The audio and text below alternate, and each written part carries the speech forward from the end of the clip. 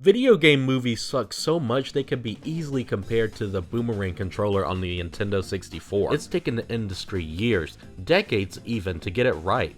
The Mario Brothers movie didn't embrace the silliness and creativity of the game. Instead, they made it too realistic. Like, look at Bowser, Yoshi, and much more. Look at this. Which Mario character do you think this is? It's a Goomba. What about this one? That's Toad. You know, the Mama! Oh yeah! I'm Toad! Yeah, that guy. And Mortal Kombat's movie had a major fatality on itself on how bad the dialogue is. Damn, you barbecued his ass. Alone in the Dark, I don't even know what.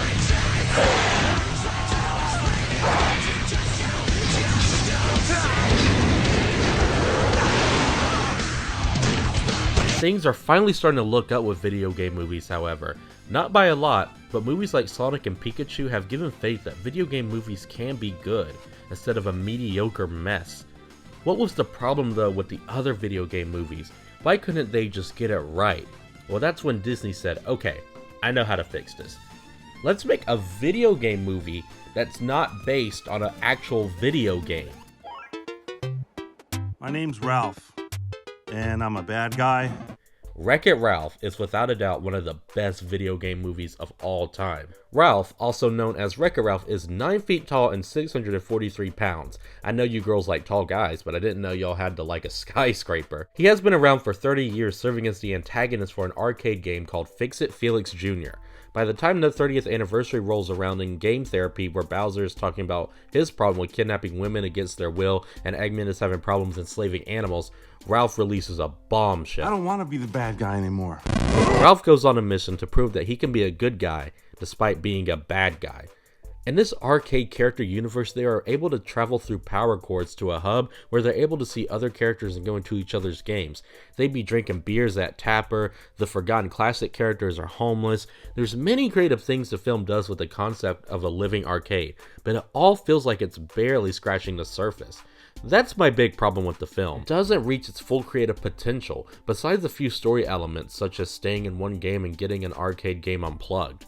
60% of the movie is spent in the colorful racing game Sugar Rush. While it's extremely vibrant and uses some of Disney's best animation on this radiant terrain, I do wish we could see more time in other consoles such as Heroes Duty.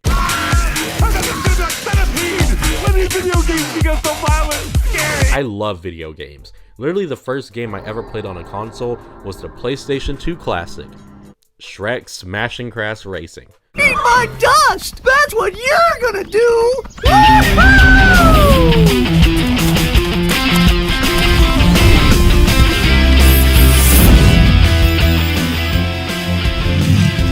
Okay, you're mad at me. But look on the bright side. It's gonna be much easier finding your shoe size now. Despite that, yeah, it kind of felt sour staying in Sugar Rush for so long. The best part about the Sugarland segment is Vanellope and Ralph's relationship. It's the cliche grumpy guy teams up with an energetic kid, but Vanellope is a glitch, a malfunction in her game, and it gives so many moments for this movie about a Donkey Kong ripoff to get emotional.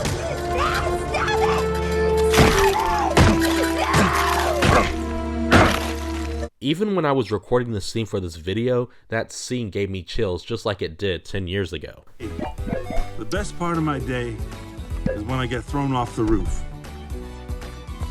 Because when the Nicelanders lift me up, I get a perfect view of Sugar Rush.